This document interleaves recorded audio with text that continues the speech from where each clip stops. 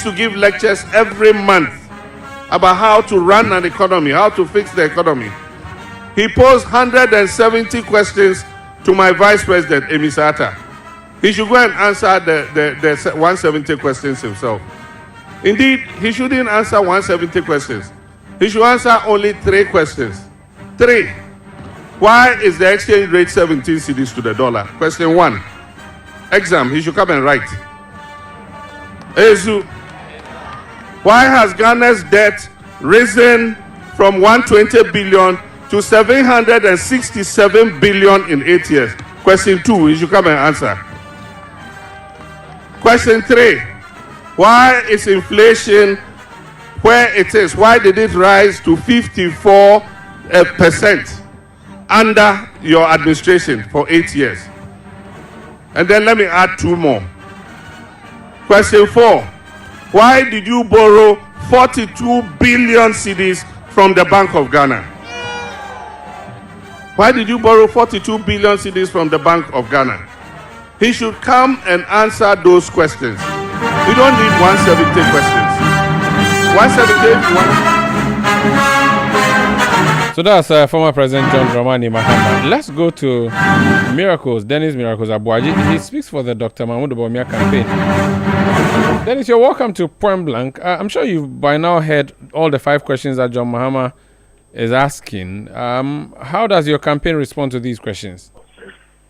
Thank you, Umaru. I honestly don't know why and how the former president ever came to the conclusion that he is the one among the 13 candidates to be setting the questions and determining what happens.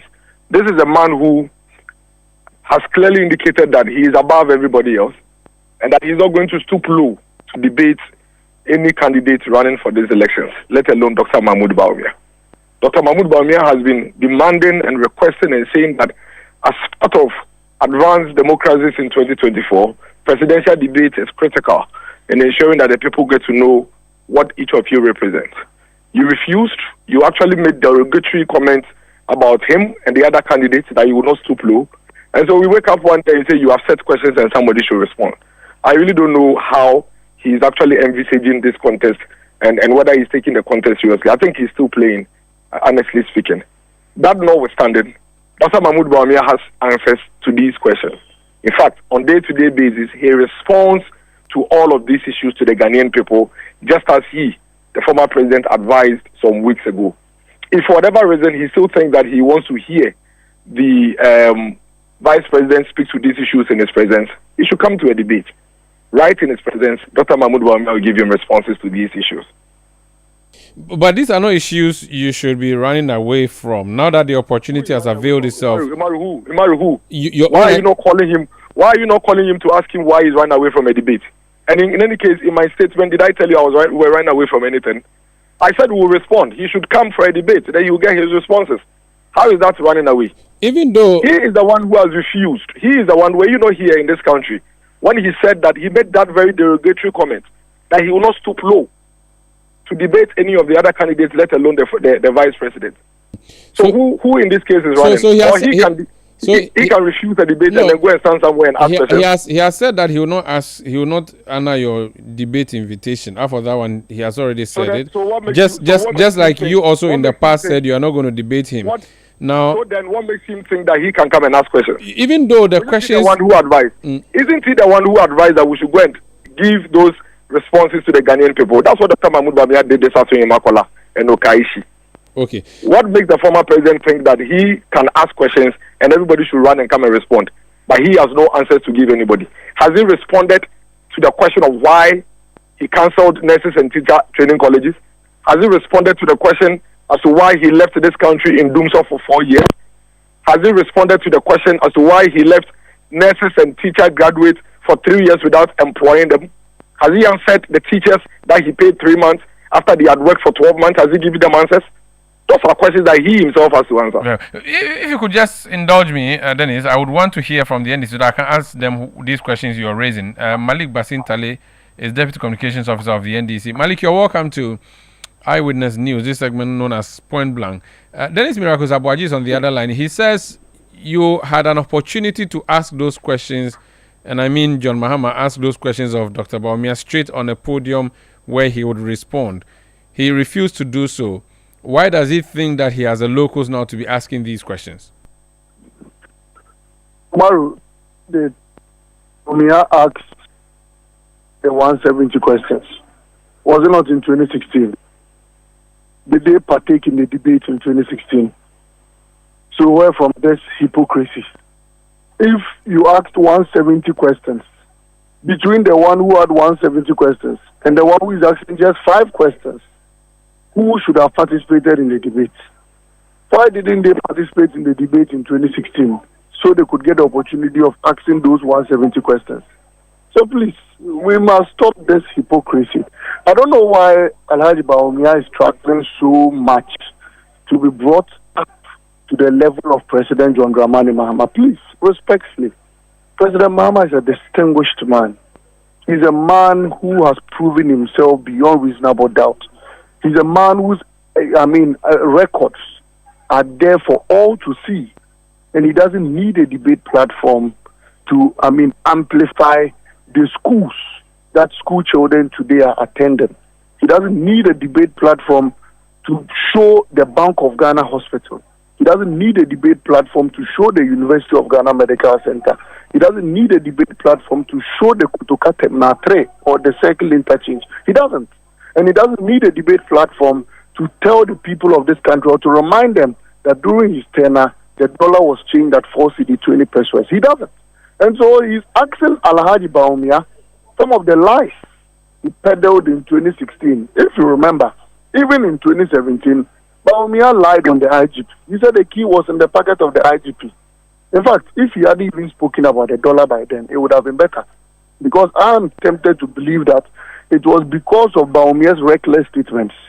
That is what virtually infuriated the dollar and made the dollar to skyrocket. Today, the dollar is at 17 cedis. And you tell us we should debate you, so you explain what to us. What is he going to tell us? That the dollar jumped from 4 cedi, that a dollar from 1 cedi to 4 cedi is worse than a dollar from 4 cedi to 17 cedi. I don't know what they've been saying. Sometimes, Umaru, anytime they say that and you hear it, how does it sound to your ears? Don't you ask yourself many questions? Anytime I hear it, all I ask myself is, so do they really see us Ghanaians as, excuse me to say, some animals? Is that how they see us? That you tell me that 1 to 4 is worse than 4 to 17, and sometimes even 18. Last time I changed, I got a dollar for 18 Ghana cedis. And you come and tell us that you have done better. President Mahama is asking you, tell us why the fuel prices are skyrocketing. You took a gallon of petrol at 13 cedis. Today, a gallon is almost 100 Ghana cedis. And you tell us you want to debate us. Debate what? Has Bawumia finished debating the dollar? Has he finished debating fuel prices? If I were Alhaji Bawumia, I would have looked for the nearest filling station, go there and debate them on the prices. Never in the history have we witnessed a liter of petrol at 14 cedis. Never.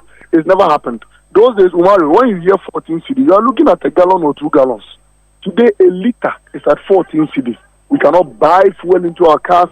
Spare parts are so high. You go to Abutroka and people who used to bring 4 containers now bring 1 container. Sometimes even struggle to clear it. Look, those days, a Vitz car, or let me say Picanto, at least we all know Picanto, or I-10, used to sell at 13,000, 15,000. The highest you could ever hear a Picanto car was 18,000. That's the highest. Today, a Picanto goes for 75,000, sometimes 85,000. And you come and tell us we should come and debate you. Debate you on what? People are struggling. Lorry fares, Umaru. Those days when I hear somebody shout lorry fare 15 cedis, it means that I'm dropping from Medina to airport. That is when the driver will say 15, then you bargain to 13. Today, trotro from Medina to Accra is about 18 cedis, almost 20 cedis. Trotro, I don't mean taxi or Uber, trotro, passenger car. And you come and tell us we should come and debate. Debate you on what? Please. President Mahama says, look, 170 questions are too many because he wants you to first, you answer 3, answer 5. Then we go to the rest. Ghanaians are looking for him to ask questions. When Bawumia visited a nursing trainee, did you see the sweat on his head? When he lied there and the student looked him in the eye and said, sir, I beg you, respect us. You can't come and stand before us and say we'll be receiving our alawa. Okay. I'm in my 3rd year, or is it final year? I've received Alawa just once. Very well. And you come and say every month Alawa has been coming. The young lady looked in. Bawumia is the father's age. Is the father's age of that girl. But she put shyness away and said, "Sir, please respect us. Show us some iota of respect.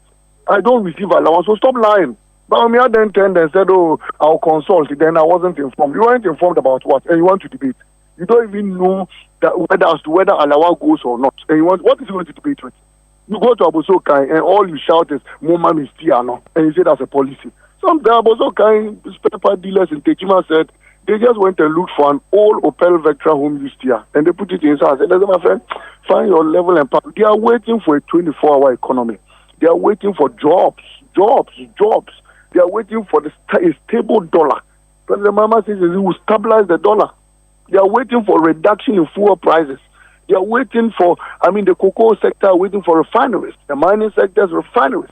They are waiting for free primary health care. In fact, the women of this country are waiting for a women's bank. That is what they've been listening to, and that is what they want to hear. They don't want to hear, "Oh, CCFIA," when you hear the running mate, "Oh, CCFIA." What are you doing with CCFIA? Tell them a policy. Come and stand and look at God and say God sleeps at night. Oh, preposterous. Please, this bunch, Bawumia, said already, let's leave is it a certified liar. Napo is a condemned arrogant man. No, it's okay. I'm proving to you. No, Malik, it's fine. Enough on the offensive. If you don't want me to talk so much, you can tell me. But no, I'm just saying that the offensive words is enough. Let's go on. Let's go on, my brother. No, we can actually end it here. I'm grateful. I wanted to cross over to Miracle. Unfortunately, we have lost him on the line. So I guess that will be the end of the debate for tonight. Thank you so much for joining us. Thank you so much. That's Malik Basintale, his Deputy Communications Officer of the NDC earlier.